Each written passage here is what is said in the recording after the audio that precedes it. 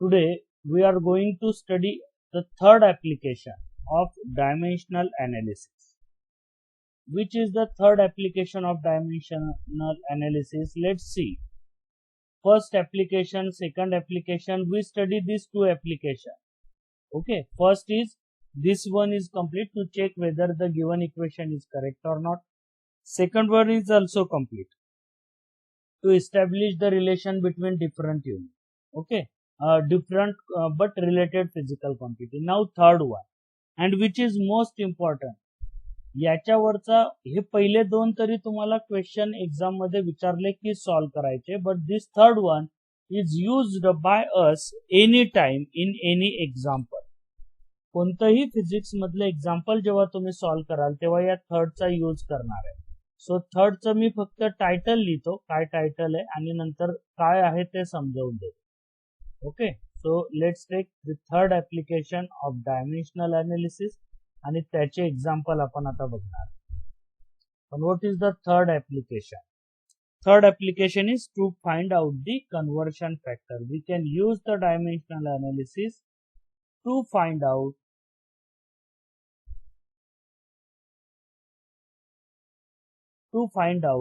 the conversion factor. What is conversion factor?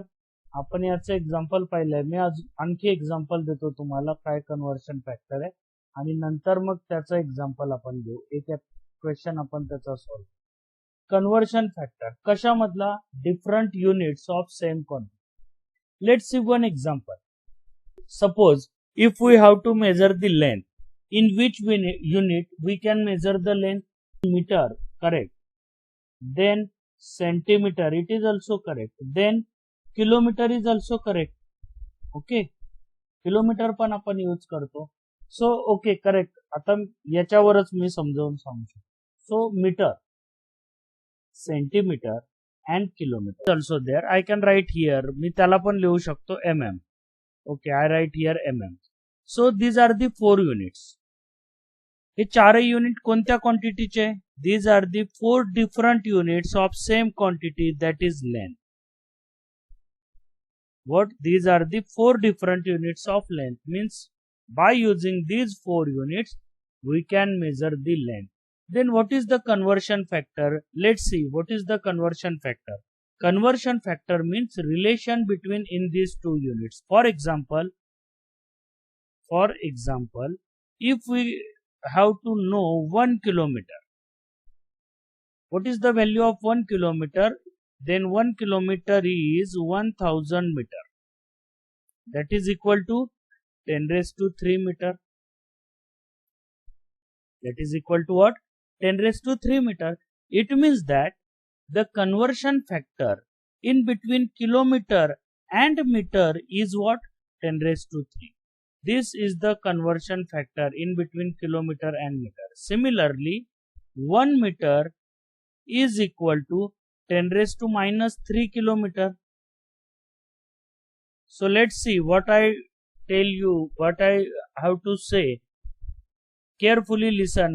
मी जे सांगतोय ते आता समजून घ्या, कारण त्याच्यावरच आपल्याला कन्व्हर्शन फॅक्टर प्लस पॉवर मध्ये का मायनस पॉवर मध्ये हे डिपेंड असेल. Here I use 2 unit, kilometer and meter. This kilometer and meter or meter and millimeter, kilometer. So here kilometer is greater one, meter is smaller one. Okay, so here another unit is 1 meter is equal to 10 raised to 2 centimeter. याच्यावर मी समजावून देतो. Or 1 centimeter is equal to what? 10 raised to minus 2 meter. So here kilometer is one type of system of unit, meter is another type of system of unit, centimeter is another system of unit. So there are 3 system of units which are used here. So conversion factor gives the relation between different system of units. वेगवेगळ्या system of unit मधलं relation आपल्याला कोण explain करतंय? Conversion factor explain करतोय. पण कोणत्या क्वांटिटीचं? हे जेवढे मी युनिट लिहिले हे फक्त एकाच क्वांटिटीचे of same quantity, that is length. लेंथचेच युनिट आहे हे डिफरंट सिस्टम ऑफ युनिट मधले. मग एकाच क्वांटिटीचे डिफरंट सिस्टम ऑफ युनिट मधल्या रिलेशन मधलं रिलेशन जर आपल्याला कोणी देत असेल, then that factor is called conversion factor and that factor is determined by using dimensional analysis. So let's see one example here. एक एक्झाम्पल आपण बघू, त्याच्यावर आणखी आयडिया क्लिअर होईल. वन क्वेश्चन आपण बघूया, त्याच्यावर आणखी क्लिअर होईल की काय कन्व्हर्शन फॅक्टर कसा असतो. Let's see. We know, here I take question here. We know find, so first question I write here, find the conversion factor. Find the conversion factor between the units of force. काय example घेतलंय? Find the conversion factor between the units of force. एकदम easily example लिहिलं. याला जर आणखी कोणत्या पद्धतीने विचारलं जातं, इफ, हे हाच क्वेश्चन आहे पण अनदर वे, और असाही विचारला जाऊ शकतो. If the MKS unit of force or SI unit पण याला म्हणतात ना. if the SI or MKS unit of force, if the SI or MKS unit of force, MKS or SI unit of force is Newton and CGS unit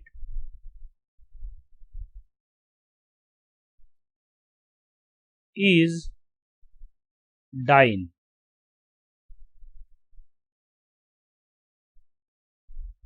and CGS unit is dyne, then find the conversion factor. Okay, then if the MKS or SI unit of force is Newton and CGS unit is dyne, then find the conversion factor. Example समजावून देतो, फक्त लिहून घेऊ द्या पहिले. Then find the conversion factor between newton and dyne. Okay, आणि पुढे म्हटलेलं असेल by using dimensional analysis. Question पहिल्यांदा समजून घ्या, नंतर समजावून सांगतो तुमचे सगळे क्वेश्चन काय काय.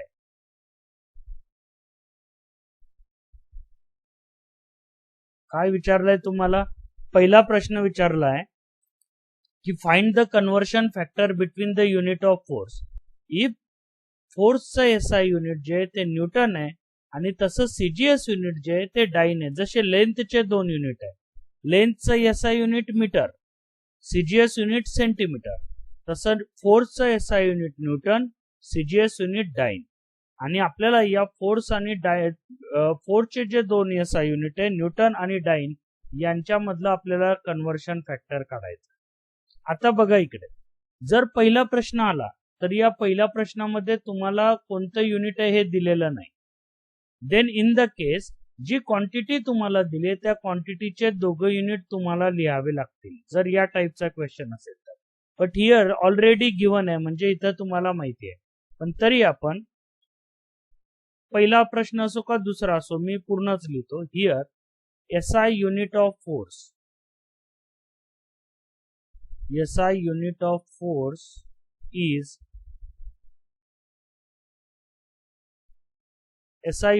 force is Newton and CGS unit is dyne. Now we have to derive what is the relation between unit and dyne. जसं तुम्ही म्हटलं 1 meter is equal to 10⁻³ millimeter, तसं यांच्यामध्ये काय रिलेशन आहे? CGS unit is dyne, हे आपल्याला relation काढायचं. देन मग मी असं केलं, लेट पहिल्यांदा रिलेशन अज्युम करून घेतो. Let 1 newton is equal to x dyne. काय केलं मी रिलेशन ॲझ्युम करून घेतलं 1 newton is equal to x dyne. आता मला पहिल्यांदा न्यूटन दिलाय, ओके, आणि डाइन नंतर आहे म्हणून मी असं लिहिलं. तुम्ही उलट जर लिहिलं तर सगळं आन्सर कॅल्क्युलेशन मध्ये ते चेंज होते, बरोबर ना. मी 1 newton is equal to x dyne घेतलं, तुम्ही 1 dyne is equal to x newton पण घेऊ शकता. फक्त काय चेंज करायचं तेवढं समजून घ्यायचं. So 1 newton is equal to x dyne. का लिहिलं हे 1 newton is equal to x dyne का लिहिलं? Because these are the 2 units of same quantity. फोर्सचे दोघं युनिट आहे म्हणून दोघांची व्हॅल्यू इक्वल असेल. मग काय लिहिलं की 1 न्यूटन बरोबर एक्स डाइन इतकी व्हॅल्यू असेल. सो पहिलं let 1 newton is equal to x dyne. कुठून लिहिलं लक्षात आलं? Next step. Now here these two are the unit of force. Now we know the dimensions of force.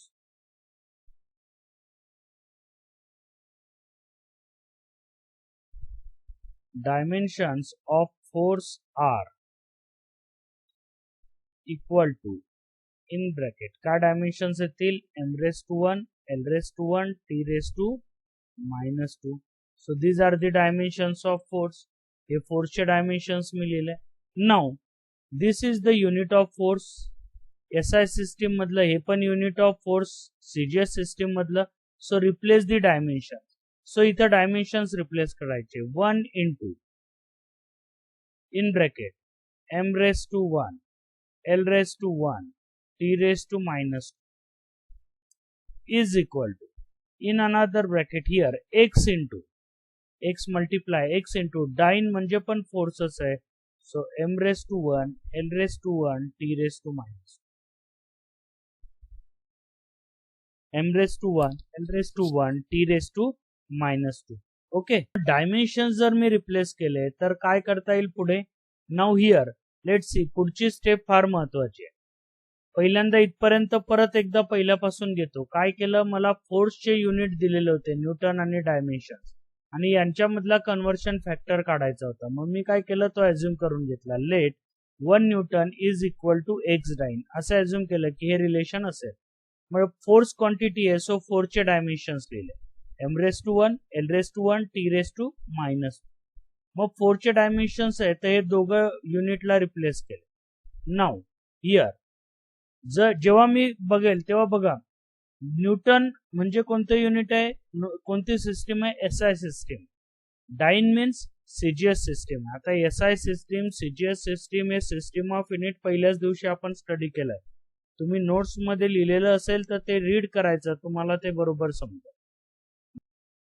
Dimensions of force, मग आपण Newton आणि डाइनच्या जागी डायमेन्शन्स रिप्लेस केले. आता न्यूटन म्हणजे कोणती सिस्टीम आहे? MKS किंवा SI, आणि डाइन म्हणजे कोणती? CGS. Now MLT. मग इकडे ज्या साईडला SI सिस्टीम आहे त्या साईडला यांचे युनिट रिप्लेस करायचे. फॉर एक्झाम्पल मासचं युनिट काय? किलोग्रॅम. मग मी इथं लिहिलं kg. बघा मी कसं सोडवतोय. इथं लिहिलं kg, किलोग्रॅम, कारण kg raised to 1, m raised to 1 आहे, सो m च्या ऐवजी kg, इंटू l, l चं SI unit metre, metre raised to 1, टाइमचं unit second, so second raised to -2, is equal to x as it is into other साइडला, ज्या साइडला dine लिहिलेलं आहे या साइडला जे युनिट आहे ते CGS सिस्टीम मधले. मग CGS सिस्टीम मध्ये मासचं युनिट आहे ग्रॅम, म्हणून इथं लिहिलं ग्रॅम रेस टू 1. इथं ग्रॅम का येईल? कारण CGS सिस्टीम मध्ये मासचं युनिट आहे ग्रॅम, म्हणून g रेस टू 1 इंटू लेंथचं युनिट आहे centimetre, so centimetre raise to 1, आणि टाइमचं CGS युनिट सेकंदच आहे, so s raise to -2. All मल्टिप्लायच आहे, सो इकडे केलं. देअरफॉर x ची व्हॅल्यू मला फाइंड आउट करायची आहे. So x is equal to काय येईल इथं? kg into metre into s raise to -2. इकडे हा मल्टिप्लाय आहे, या साइडला येताना डिनॉमिनेटरला जाईल, सो gram into centimetre into s raise to -2. Now s raise to -2 s raise to -2 same आहे म्हणून कॅन्सल केलं. पुढे काय, kilogram means what, 1 kilogram is equal to 1000 gram. So इथं लिहिलं 100 gram into 1 metre is equal to 100 centimetre, म्हणून इथं लिहिलं 100 सेंटीमीटर, आणि डिवायडेड बाय इथं ग्रॅम आणि into centimetre. So again gram, centimeter get cancel. We get the value 10 raised to 5.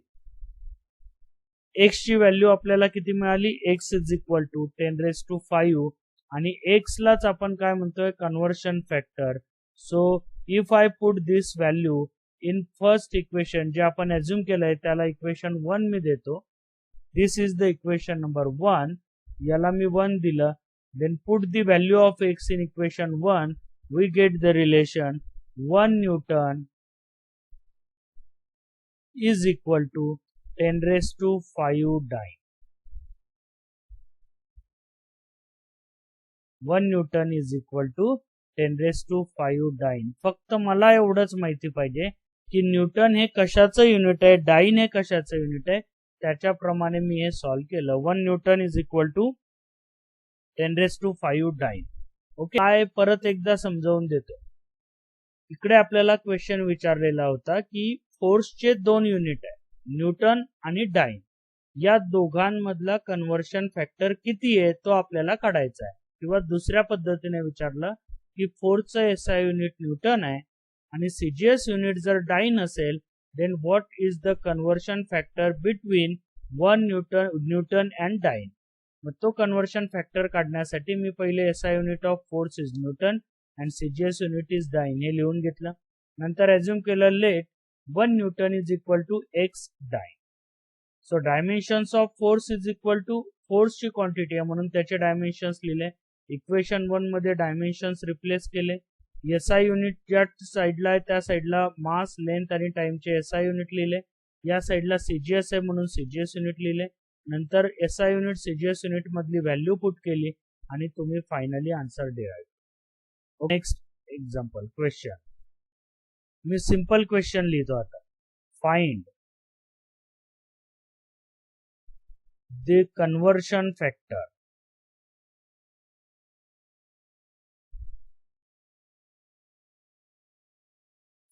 कोणत्याही युनिटचा कन्व्हर्शन फॅक्टर तुम्ही काढू शकता. त्याच्याच आन्सर घेतो. Find the conversion factor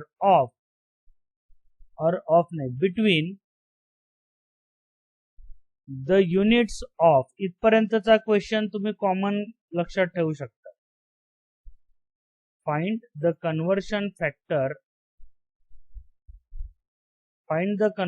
factor between the units of velocity. Simple एक एक्झाम्पल घेतोय. इथं बघा, या वेलोसिटीच्या ऐवजी कोणती क्वांटिटी असू शकते. फोर्स असेल, एरिया असेल, देन वेलोसिटी तर आहे, एनर्जी असेल, प्रेशर असेल, देन मोमेंटम असेल, इम्पल्स असेल, टॉर्क असेल. कुठलीही क्वांटिटी आली तरी तुम्हाला सोडवायचं या स्टेपनुसार. पहिली स्टेप काय लिहिणार, the SI unit of velocity. सांगता येईल, the SI unit of velocity is. नंतर खाली तेच लिहितो, CGS unit of velocity is. मला दोघं युनिट करेक्ट. CGS युनिट आहे centimetre per second. Okay, metre per second आणि सेंटीमीटर पर सेकंड याच्यामधलं रिलेशन आपल्याला काढायचं. Now see how we can derive. Now another quantity आपल्याला काय लागेल, डायमेन्शन्स. सो ते पण लिहून घेतो. The dimensions of velocity are. वेलोसिटीचे dimensions m raised to 0, l raised to 1, t raised to -1. या स्टेप 3 आल्या. पहिल्यांदा जी क्वांटिटी तुम्हाला इथं वेलोसिटी दिली तर इथं वेलोसिटी बद्दल लिहिलं. इकडे फोर्स असतं तर इथं फोर्स बद्दल लिहिलं असतं. इथं एनर्जी असती तर एनर्जी बद्दल लिहिलं असतं. बरोबर आहे. देन पुढची स्टेप काय घ्यायची, लेट. आता जे युनिट आहे त्यांच्यामधला कन्व्हर्शन फॅक्टर पाहिजे. सो मी इथं घेतो 1 metre per second is equal to x centimetre per second. हे खूप सोपं एक्झाम्पल घेतलंय मी. हे समजलं तर सगळं समजलं. 1 metre per second is equal to 1 centimetre per second. पुढे काय करायचं, डायमेन्शन 1 इंटू. पुढची स्टेप पहिल्या एक्झाम्पल मध्ये जी घेतली तीच घेतोय. तुमच्याकडे लिहिलेलं असेल तर तुम्ही चेक करू शकता. बघा, युनिट लिहिल्यानंतर काय पुट केले, डायमेन्शन्स. मग डायमेन्शन्स पुट करतो. 1 इंटू वेलोसिटीचे dimensions m raise to 0, l raise to 1, t raise to minus is equal to x into. या साइडलाही डायमेन्शन्स तेच, डायमेन्शन्स काही सिस्टीम मध्ये बदलत नाही. नाव जिकडे मीटर आणि सेकंद आहे ते SI सिस्टीम आहे. मग या तिघांचे SI सिस्टीम मधले युनिट. पण m रेस टू 0 म्हणजे 1, म्हणजे त्याचं युनिट लिहिण्याची गरज नाही. So here is metre raise to 1 into second raise to minus, that is equal to x into again m raise to 0. इथं CGS सिस्टीम आहे. So centimetre raise to 1 into second raise to minus 1. So here second get cancel, मल्टिप्लिकेशनच असते. So x is equal to what? X is equal to meter upon centimeter. What is meter? Meter is 100 centimeter. 1 meter is equal to 100 centimeter upon centimeter. So here centimeter get cancel. X is equal to 100 or 10 raised to 2. So this is the conversion factor between the unit of velocity. पण या सगळ्यांमध्ये conversion factor तुम्ही कोणत्या सिस्टीमचा काढतात त्याच्यावर depend आहे. So here 1 metre upon second is equal to 10 raise to 2 centimetre per second. But if I write here, मी जर याला उलट लिहिलं तर काय होईल मला सांगा. Or 1 centimetre per second is equal to how many metre per second is equal to what? 1 centimetre per second is equal to 10 minus 2. मग हे आन्सर -2 येईल.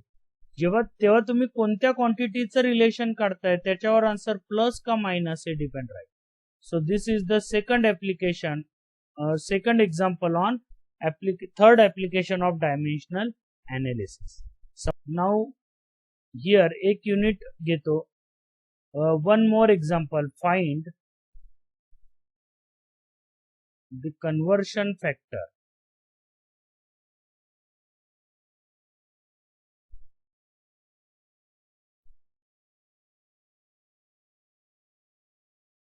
between SI and CGS unit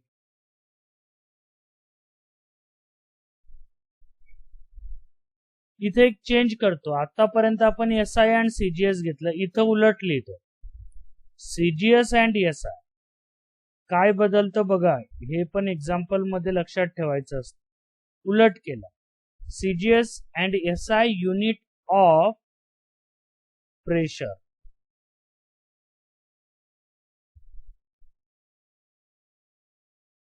bye using dimensional analysis आहे. Now first SI unit of pressure काय, सरळ प्रेशरचं SI unit newton per metre square हे लिहू शकतात, चालेल. आणखी किलोग्रॅम मध्ये लिहिलं तरी काही हरकत नाही, किलोग्रॅम मीटर सेकंड स्क्वेअर. पण SI युनिट सिम्पली असं लिहायचं, न्यूटन पर मीटर स्क्वेअर और you can called it as A pascal. या युनिटला आपण पास्कल असं सुद्धा म्हणतो. ओके, हे एक SI युनिट आलं. नंतर CGS युनिट. आता CGS युनिट लिहायचं तर तुम्ही याच्यावरनं न्यूटन हे SI युनिट आहे, फोर्सचं युनिट आहे. फोर्सचं CGS युनिट डाईन आहे आणि मीटरच्या ऐवजी काय येईल सेंटीमीटर स्क्वेअर. मग हे पण ते येऊ शकतं डाईन पर सेंटीमीटर स्क्वेअर. मी एक सिंपल एक्झाम्पल इथं घेतो. इथं तुम्हाला कोणते युनिट आले तरी त्याच्यामधले सोडवता येईल. देन नेक्स्ट CGS युनिट लिहिला. पुढे काय पाहिजे, डायमेन्शन्स ऑफ P.